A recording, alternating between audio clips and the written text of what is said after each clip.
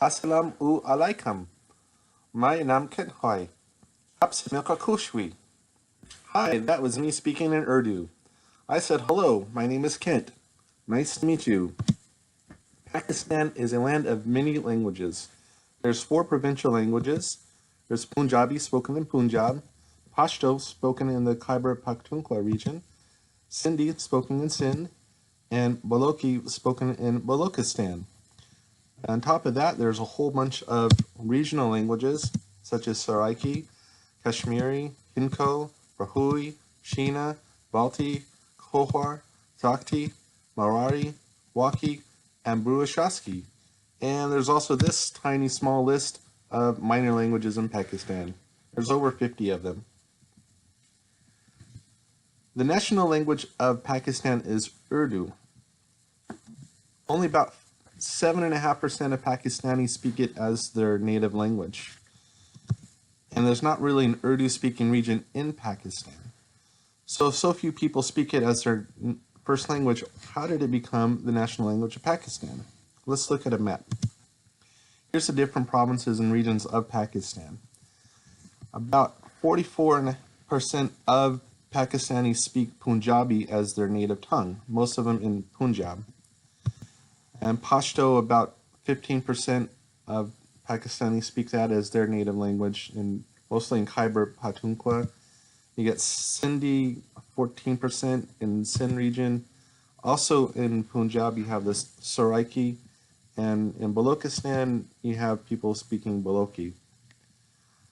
When Pakistan was founded, you see there was not really a national language, a language that was spoken everywhere.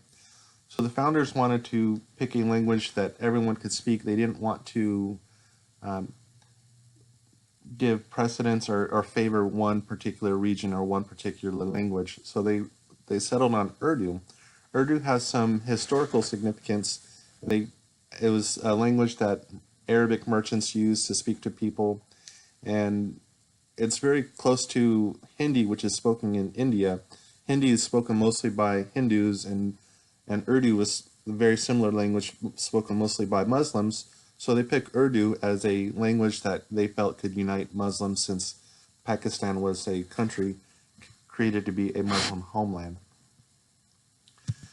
Now, as an example of someone who speaks many languages in Pakistan, the book we're reading right now, Malala, she speaks Pashto because she lives in Khyber Pakhtunkhwa.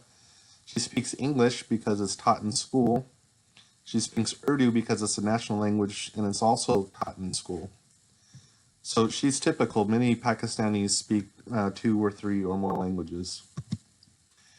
English is really important in Pakistan. It's one of the 2 national languages, or official languages of Pakistan, Urdu being one and English being the other. It's the language of the government. So the Pakistan Constitution is written in English. Most laws are written in English. Government business is transacted in English.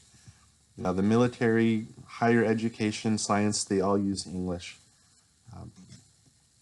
Which brings us to Urdish. Urdish isn't really a language, but it's kind of a cross between Urdu and English. Kind of similar to what we have here in California. People speak Spanglish, which is a combination of Spanish and English. Sometimes in some places you speak Franglais in parts of Canada, which is a combination of French and English. So Urdish is kind of when someone's speaking Urdu and they throw a bunch of English words in, and vice versa.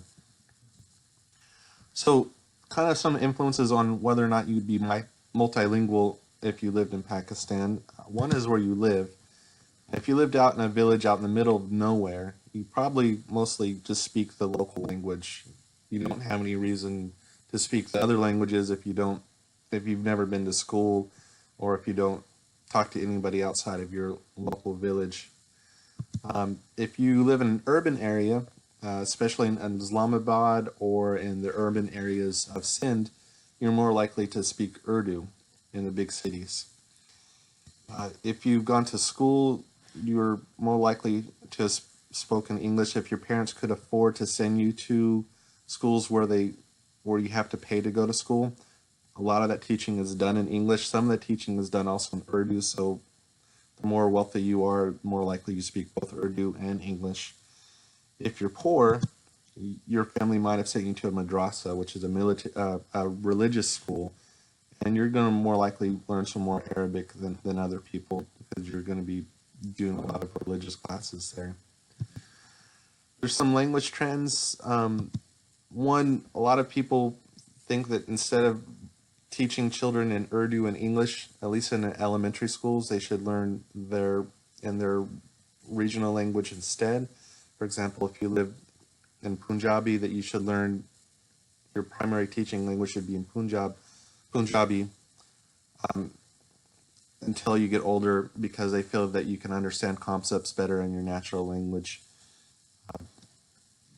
There's also a push to replace English with Urdu for government business. A lot of people think that English shouldn't be used and Urdu should be the official language. So there is that push there. Some of the problems with that of replacing English is there's a lot of words that don't exist in Urdu that do exist in English. And so it's hard to only speak Urdu if you're speaking some of the more complicated, especially in higher education, or if you want to use the internet, you need to know English. So English is the educated language, but lots of people are trying to push for Urdu to replace that.